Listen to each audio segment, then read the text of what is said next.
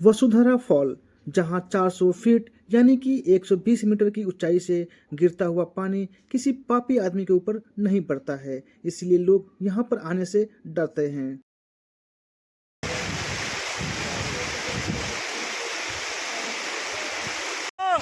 देख लो, मैं पापी नहीं हूँ। ये जो फॉल है इसका पानी मेरे ऊपर गिरता हुआ। दोस्तों, वसुंधरा वाटरफॉल देवभूमि बद्रीनाथ में बद्रीनाथ धाम से 8 किलोमीटर की दूरी पर माना गांव, जो कि भारत का प्रथम विलेज है, वहां से लगभग 5 किलोमीटर की ट्रेकिंग करने के बाद लोग पहुंचते हैं। नमस्कार, जय हिंद दोस्तों। स्वागत है आप सभी का इस खास और अद्भुत सफर में, जहां हम आपको लेकर चलेंगे बद्रीनाथ धाम के पास भारत का प्रथम विलेज माना गांव की अद्भुत दुनिया में। माना गांव उत्तराखंड के ऊंचे ऊंचे पर्वतों के बीच बसा हुआ यह गांव न सिर्फ अपने प्राकृतिक सुंदरता के लिए मशहूर है, बल्कि यहाँ की पौराणिक व ऐतिहासिक धरोहर इसे बेहद खास बनाती है। यह वही जगह है जहाँ से पांडव स्वर्ग की ओर गए थे, और यहीं पे माता सरस्वती का उद्गम स्थान भी माना गया है, और यहीं पर भगवान गणेश ने महाभारत की रचना की थी, और यहीं से होकर लोग वसुंधरा फॉल के लिए जाते हैं। दोस्तों, माना गांव से वसुंधरा फॉल की 5 किलोमीटर की ट्रेकिंग काफ़ी अमेजिंग एंड अद्भुत है। यहाँ पे लोग काफ़ी इंजॉय करते हैं और रास्ते भर ऊंचे ऊंचे पर्वतों और प्राकृतिक सुंदरता को देखने का मौका मिलता है। आज हम इस वीडियो में 5 किलोमीटर की ट्रेकिंग माना गांव से लेकर वसुंधरा फॉल तक सारी इंफॉर्मेशन आपको इस वीडियो में शेयर करने वाले हैं। दोस्तों, माना गांव से वसुंधरा फॉल की लगभग 5 किलोमीटर की ट्रैकिंग चैलेंजिंग होने के साथ साथ बहुत ही रोमांचकारी व अद्भुत है। रास्ते भर आपको प्राकृतिक सुंदरता को पास से निहारने का मौका मिलता है। ऐसा लगता है कि सब कुछ बुलाकर यहाँ की सुंदर वादियों में गुम हो जाए, और आप ट्रैकिंग करने के शौकीन हैं तो यह ट्रैकिंग आपके लिए बेहद खास होने वाली है। दोस्तों, इस खास और इन्फॉर्मेटिव वीडियो में माना गांव से वसुंधरा फॉल की ट्रैकिंग की सारी जानकारी मैं आप सबको इस वीडियो में देने वाला हूं। वीडियो स्टार्ट करने से पहले चैनल पे अगर आप नए हो तो चैनल को जरूर सब्सक्राइब कर लें, और वीडियो पसंद आए तो लाइक शेयर करना बिल्कुल ना भूलें। दोस्तों, इस सफर में सबसे पहले हमें बद्रीनाथ धाम पहुंचना होता है, और उसके लिए आपको हरिद्वार से बस लेकर बद्रीनाथ पहुंचना होता है। बद्रीनाथ भारत और उत्तराखंड के 4 धामों में से एक है।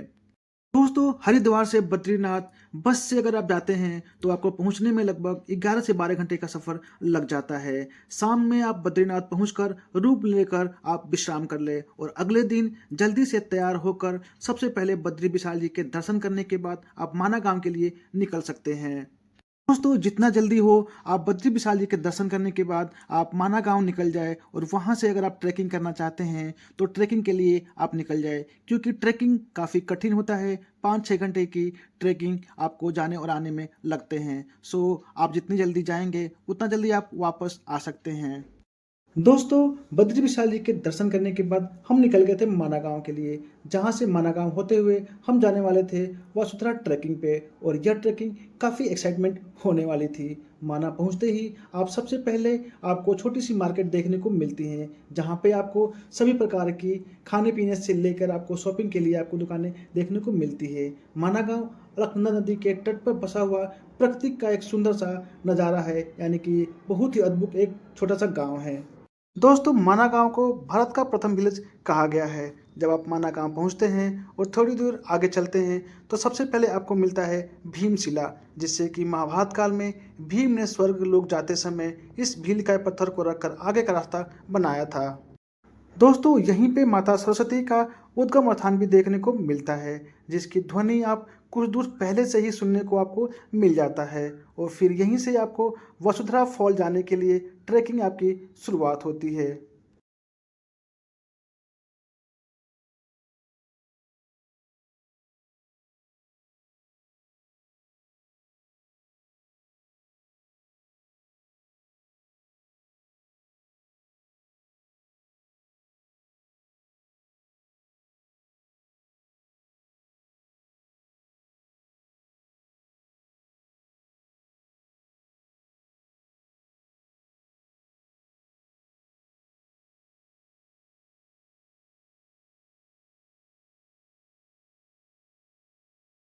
दोस्तों, वसुंधरा फॉल की ट्रैकिंग स्टार्ट करने से पहले आपको कुछ बातें ध्यान में रखनी ज़रूरी है। आप अपने साथ कुछ ज़रूरी सामान ज़रूर लेकर ऊपर जाएं। वेदर के हिसाब से गर्म कपड़े आप ज़रूर लेकर जाएं, क्योंकि यहाँ पे धूप छांव सर्दी गर्मी का मौसम चलता रहता है। पानी की बोतल, चॉकलेट, मेडिसिन और बारिश का सीज़न है तो छाता, रेनकोट लेकर आप अवश्य जाएँ। मौसम यहाँ पे पल पल में बदलता रहता है। दोस्तों, जब हम ट्रैकिंग शुरू करते हैं तो शुरुआत में रास्ता कुछ सीढ़ियों से होकर जाता है। फिर आपको इस तरह से कुछ प्लेन रास्ता, साफ सुथरा आपको ट्रैक मिलता है जिस पे आप आसानी से ट्रैक कर सकते हैं। लेकिन जैसे जैसे आप आगे बढ़ते हैं, रास्ता आपको खुद बनाना पड़ता है। पथरीले रास्ते से होकर आपको जाना होता है। कहीं कहीं पे रास्ता लैंडस्लाइड की वजह से बिल्कुल टूट गया है, वहाँ पे आपको संभल कर जाना होता है।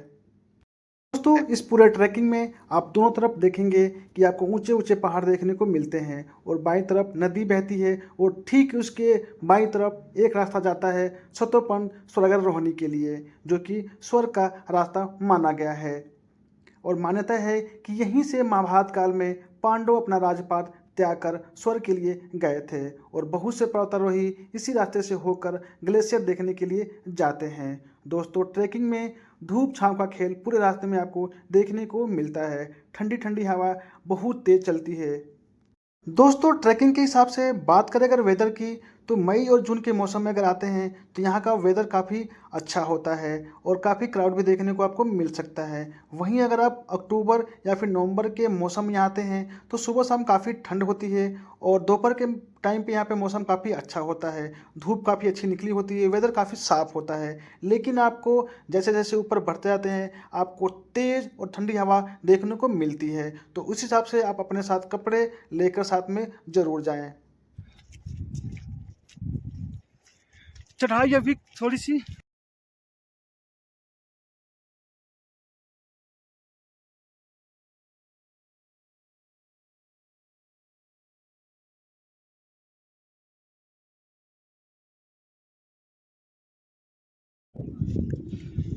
अभी तो रास्ते आपको ऐसे मिलेंगे, बट आगे जाओगे अमित भाई तो आपको रास्ते बिल्कुल नहीं मिलेंगे।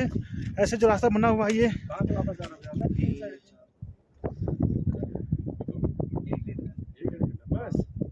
हाँ, आराम चलते रहना। ये हमारे दोनों भाई लोग वसुंधरा फॉल से आ रहे हैं, तो प्लीज इनको देख के हमें हिम्मत आ गई है कि हम लोग भी ट्रैकिंग कर सकते हैं। तो भाई एक बार हाई कर दो सभी लोग। आराम जाना ना।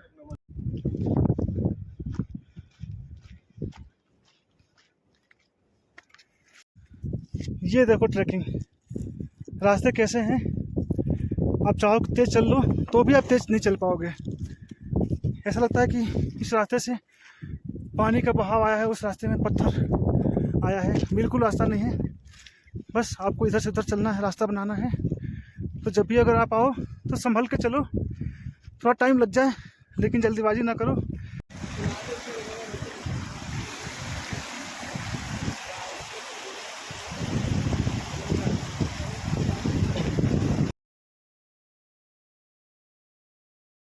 दोस्तों, कहीं कहीं पे तो आपको रास्ता ही नहीं मिलता है, मानो कि रास्ता लैंडस्लाइड में बिल्कुल ही बह गया है। वहाँ पे आपको खुद रास्ता बनाना पड़ता है और देख सकते हैं यहाँ पे कितना खूबसूरत नज़ारे आपको देखने को मिल रहे हैं। और लगभग 2 से ढाई घंटे की ट्रैकिंग के बाद अब जाके हमें वाटरफॉल की एक झलक मिली है और अभी भी वहाँ से हम काफ़ी दूर हैं। वहाँ तक पहुँचने में हमें लगभग 40 मिनट का समय अभी भी लग जाएगा, क्योंकि जैसे जैसे हम ऊपर बढ़ते जाते हैं यहाँ पे ऑक्सीजन कम होता जा रहा है, सांसें फूलती जा रही है। भाइयों दोस्तों, कभी कभी मैं खुद अपनी हिम्मत हार जाता हूँ कि ये काम मेरे से नहीं होगा, बट पता नहीं कैसे ये हौसला कहाँ से आता है। ये देखो भाई मेरे साथ में चल रहे हैं, ये पता नहीं चलता कि हौसला कौन देता है, कहाँ से आता है, और सब कुछ मैं कर जाता हूँ। सो देखो फाइनली जो हम ट्रैकिंग देखने के लिए यहाँ चल के आए हैं वो ये वाटरफॉल, ये वही वाटरफॉल है जिसके लिए हम 5 किलोमीटर ट्रैकिंग करके यहाँ तक पहुँचे हैं। उसको देखकर ऐसा लगता है कि हम लोग 5 किलोमीटर ट्रैकिंग नहीं चढ़ के आए हैं। बहुत सुकून मिल रहा है कि फाइनली हम लोग दोस्तों, यहाँ आ गए। लगभग 3 घंटे की कठिन ट्रैकिंग करने के बाद हम फाइनली वसुंधरा फॉल पे पहुंच गए हैं। और यहाँ पे देख सकते हैं, यहाँ पे बर्फ़ का कुछ यहाँ पे चट्टान जमा हुआ है और लगभग 120 मीटर की ऊंचाई से पानी गिरता है। तो वो दृश्य आपको देखने में कैसा लगता है। और यही वाटरफॉल देखने के लिए लगभग 5 किलोमीटर की कठिन ट्रैक करके हम यहाँ तक पहुँचे थे। तो यहाँ पे हम लगभग दिन के 2 बज रहे थे। जल्दी जल्दी हमने यहाँ पे खूब मस्ती करी, फ़ोटो वगैरह खींचा और वापस भी हमें वापस जाना था रात होने से पहले, क्योंकि पहाड़ों की शाम बहुत जल्दी ही आ जाती है, क्योंकि ये रास्ता दोनों तरफ से पहाड़ों से घिरा हुआ था। तो यहाँ पे हमने खूब मस्ती करी, फ़ोटो शूट किया और वापस हम यहाँ से चलने के लिए लगभग 1 से 2 घंटे बाद हम तैयार हो गए थे। देख लो, मैं पापी नहीं हूँ। ये जो फॉल है इसका पानी मेरे ऊपर गिरता हुआ, मुझे पानी पड़ गया तो मैं पापी नहीं हूँ। देख लो, ये मिल्क भाई के ऊपर एक भी बूंद नहीं पड़ी है।